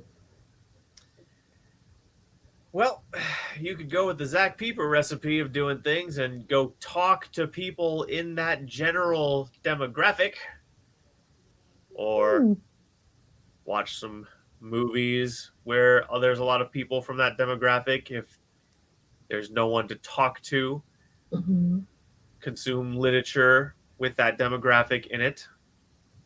Basically what I'm saying is go get the social flavor of that demographic that is acceptable in your culture. You analyze pop culture to get that flavor, then you creatively write it. Or you could just talk to people. Yeah. It's good to socialize a little bit. Yes. Yeah. And so, yes. And so, God damn it. That comment drew me off my track. Sorry.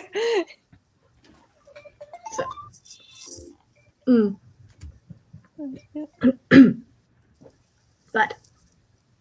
Sorry. No, it's okay. I forgot to fucking put my phone on Do Not Disturb. So. My bad. So.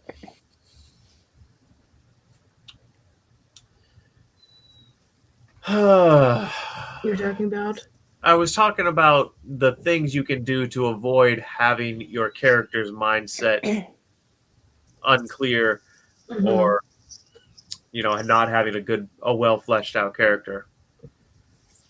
So basically, the point I was going to was you need to exercise your sense of empathy. As a storyteller and a writer, especially, your sense of empathy is one of your greatest tools in your kit of how to tell a good story. So you need to use your brain and think about what people's lives are like and how they relate to the world. And then you do your best to imagine that, check it against reality. And that's how you write anyone, in my opinion. But what do I know? I'm just some mechanic. Who happened to write a really good book. Who happened to write a damn good motherfucking book. Yeah. That shit's one of Mama's spiciest meatballs. Be careful, Zach. The fucking typos in it, you assholes. File and re-upload it. But the pros are solid fucking gold, and you know it. Oh, I was just talking about the meatballs. Yeah. You almost walked into something again. Yeah. Oh, that's a much less dire warning. Now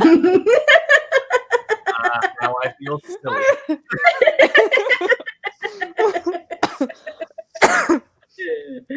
But yeah, we know where Zach's mind is at. Yes. Yeah, first he was talking about the gayest sports, and now he has balls on mind. Listen, am I projected? Who knows? Is it funny? Hell yes. So I'm gonna keep doing it. Sammy, any thoughts on what people should do to cure writer's block? Oh, I can't really speak for other people, but I just kind of sit alone in the middle of the night and listen to sad music. That works for me too. Yeah. That works for me too. What also helps me a lot is going on a walk, especially late night walks. I don't do them very often. Yeah, I don't do them very more.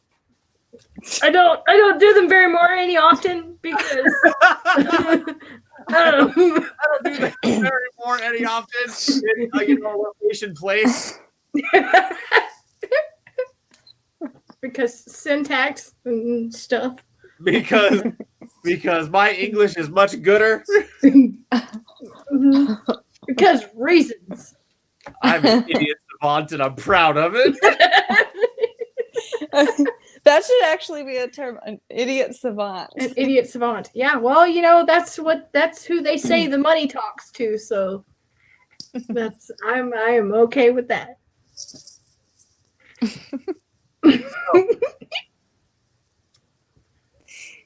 I think the best advice to just get past writer's block in general to me would just be, it's a logical process, really. You hit a roadblock. Okay, so run it through the logical steps. What message are you trying to convey with the story? Then, what voice am I trying to communicate this in? Then, what's the impact of this moment, and how does it help tell my story? Mm-hmm. Then, how can I articulate the scene beautifully? And you've gotten past your writer's block. Mm-hmm. Yep. Yeah. So yeah. Word. And to finish up, if people are having problems coming to say the ending of their story, there's a really cool trick that you can do. If you have the basic vision in mind, come up with basically how you would like it to end, and then come up with all the points of what you feel like would make sense to happen up until that point. That's another good point. Yeah. Yeah. And nobody's saying it has to be set in stone. Just making sure that you have it completely in front of you is extremely helpful. Oh, yeah. And another good thing about that, too, is, like you said, don't set it in stone. So you can use that technique to get past the writer's block, keep going, and then do a developmental edit. Yeah. Yep. And there's nothing wrong with that. Yep. Because the key to progress is momentum. Yep. Very true. Absolutely. That's a yes. Did you get that from somewhere, or is that a you? That's a me. That's beautiful. The key, Key to progress is momentum. Key to progress is momentum. That's astute I love that. The more I chew on that, the better it gets. So, does anyone in the audience have a question about writer's block? A funny opinion, maybe a humorous anecdote? Samantha, anything to say? Not yet. Not yet. Okay, fair enough. You've got to give me a good Watching you, white opportunity. girl. What was that? I said you've got to give me a good opportunity. Oh, hey, Caitlin. Yeah. Last comment. Last comment. All right. That That needs to be on a shirt. Ah, hey. You should do a shirt like that. Yes, I should. I will. It will be You in the could do a adventurous. really sick graphic for that. Yeah. And then underneath, oh my God, so a sick graphic that's like depicting an impact about to happen. Mhm. And then you have this nice gothic font underneath that says your thing. Oh, fancy. That Yep. would be cool. Or you could title the picture with what you said and make it the words at the top. Either way, Yeah. it's my mama spicy meatballs. So spicy, guys. Like, oh my God, it's like so Okay. spicy. So So like spicy. is you don't know. So- I'm not being a little girl Oh, about it. goodness. yeah, not. So You'd spicy. be like, I'm not gay. to me, I'm Steve. not. I'm tired of it. I'm not. I promise. I was Oh, my cheeks hurt from laughing so much. I always know when I come on here, it's a good time. Yep, because her face will be sore the next day. I don't know what to expect. There's about 1,000,001 flavors of Zachary Alexander people. You ain't seen nothing yet. Yeah. Oh, alrighty. Well, so you're gonna take us out. Alrighty. What? I said you're going to take us out. Kuno and Sanus. Of the segment? Yeah. And Yeah. and in the show. Well, 'Cause- not one right after the other. End the segment. Go ahead. Okay. Genius. Oh, All right, everyone. Thank you so much for being here. yes. Thank you. That's been Authortube After Dark. That has been Team Adventurous. With our special guest, Samantha Green. Yes. Thanks for How can I? having me. Well, she's part of the team as far as I'm concerned. Yes. Oh, that's very sweet of you. Yeah.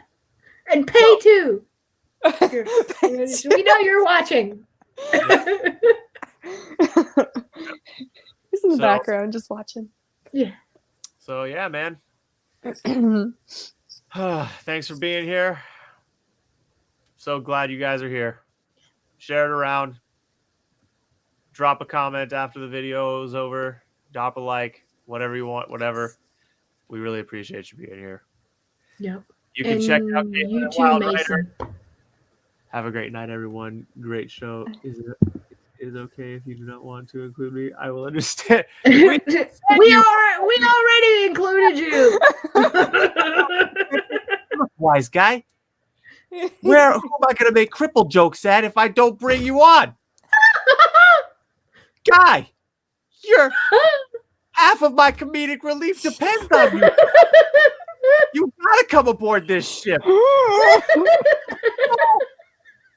the smart guy. Who acts smart all the time, but who Zach is actually just as smart as. And so the jackass gets to argue a bunch of philosophical dude. It's a brilliant trope. Yeah. You gotta be here for that, man. Yeah. See, plus we have to have a debate. Zach talks very highly of Where I'm me. totally gonna whoop your ass, bro. Yep, we have to have a debate about sci-fi and fantasy and which one is better and why.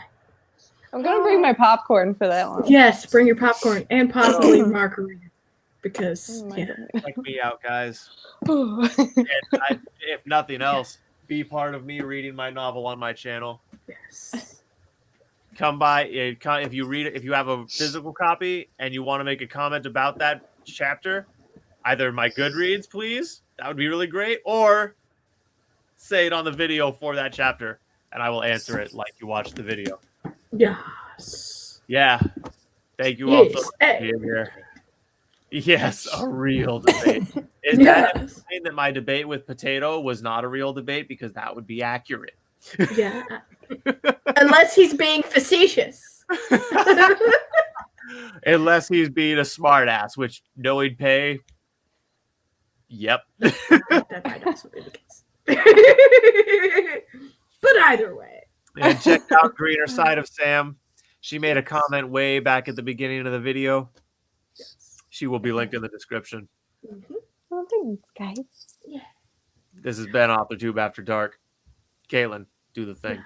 Do the thing.